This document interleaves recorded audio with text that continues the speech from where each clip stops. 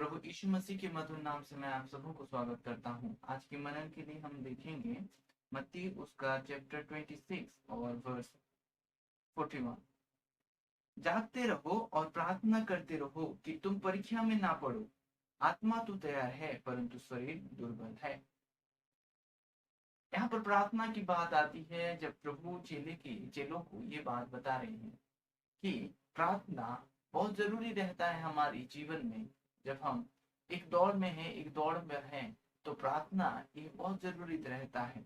और वचन ये कहता है कि प्रार्थना करते रहो क्योंकि परीक्षा में ना पड़ो। तो प्रार्थना इसलिए भी बहुत जरूरी है कि हमें परीक्षा से बचाता है। कि जब प्रभु चेलों को अपनी प्रार्थना सिखा रहा था, तब ये प्रार्थना भी उनको सिखाया कि हमें बुराई से बचा, परीक्षा में ना ला। तो प्रार्थना जब हम करते हैं तो परीक्षा से हम बाहर आ जाते हैं। परीक्षा कैसा आता है जब कि अगर मैं आपको बताऊं कि जब इब्राहिम और इसहाक के बीच में हम देखते हैं, इब्राहिम 100 वर्ष का हुआ और तब वो एक बेटा उसको मिला और उस बेटे को इतना प्रेम किया जो परमेश्वर के साथ वो चलता था। उस प्रेम परमेश्वर के बीच में आ गया। अब्राहम और परमेश्वर के बीच में इसहाक का प्रेम आ गया। उसको बलिदान करने के लिए, उस परीक्षा के लिए परमेश्वर ने उस इसहाक को, जो प्रतिज्ञा की संतान थी, उसको देने के लिए बोला और इब्राहिम भी तैयार हो गया। तो एक परीक्षा की एग्जाम्पल मैं आपको दिया। तो ऐसा परीक्षा हमारे जीवन पर आता है, चाहे जो हमारी भले लगे, हमें जो विषय हमें दिल से चाहत हो, अगर आप उसके प्रति आप झुकते हो, खुद के प्रति आप झुकते हो और खुद की आप सुनते हो, तो एक खुद का प्रेम ही हो जाता है जब आप परमेश्वर की नहीं सुनते और वो विषय आपको परीक्षा में डालता है। और यहाँ पर प्रार्थना इसलिए बहुत जरूरी रहता है कि हमें परीक्षा से बचने के लिए प्रार्थना जरूरी रहता है। और प्रार्थना हम कैसे करें? जैसे आप प्रार्थना घुटने में आकर भी कर सकते हैं। प्रार्थना परमेश्वर के साथ बातचीत करना होता है। आप उससे बातचीत कर सकते हैं। आप जहां कहीं भी रहते हैं, आप परमेश्वर से बातचीत कर सकते हैं। आप चलते समय उसको बातचीत कर सकते हैं, आप बैठते समय उसको बातचीत कर सकते हैं। तो प्रार्थना ऐसे किया जा सकता है।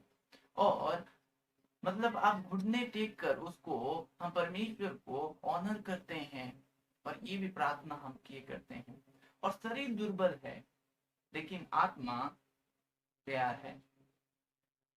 हमारा आत्मा जो अमर है वो कभी नहीं मरता, लेकिन शरीर की इच्छाओं ये दुर्बल रहता है। शरीर की इच्छाएं दुर्बल रहती है। और परमेश्वर का वचन ये कहता है कि जागते रहो। किस विषय से जागना है? एक भयानक दिन आने वाला है, उसके विषय में, जजमेंट के दिन आने वाला है, उसके विषय में हमें जागते रहना है।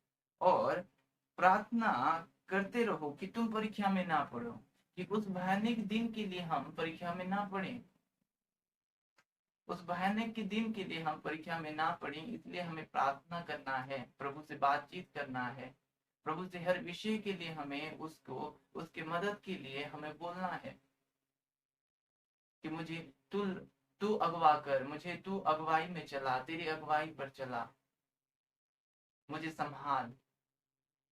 मन अगर व्याकुल होता है तो मन को समझाने के लिए आपको प्रार्थना करना है कि प्रभु मेरा मन व्याकुल है, इस मन को आप समझा, आप शांत कर। और जो शरीर की बातों को जब हम चल जाते हैं, जो शरीर दुर्बल कहलाती है, और परमेश्वर का वचन ये भी कहता है शरीर पर मन लगाना मतलब परमेश्वर से वैर रखना है। अब जितना आप शरीर के सुनोगे उतना आप परमेश्वर की वैरी होते जाओगे। और यहाँ पर प्रभु अपने चेलों से वो बातें कर रहा था कि जागते रहो और प्रार्थना करते रहो। मतलब ये कि आप जागना है, आपको एक दिन है जो हम सबको उस दिन पर खड़े रहना है और उससे पहले कलीसिया उठाई जाएगी, उसके लिए आपको तैयार रहना है। प्रभु इस वचन के द्वारा आप सबों को आशीष करें। आमीन।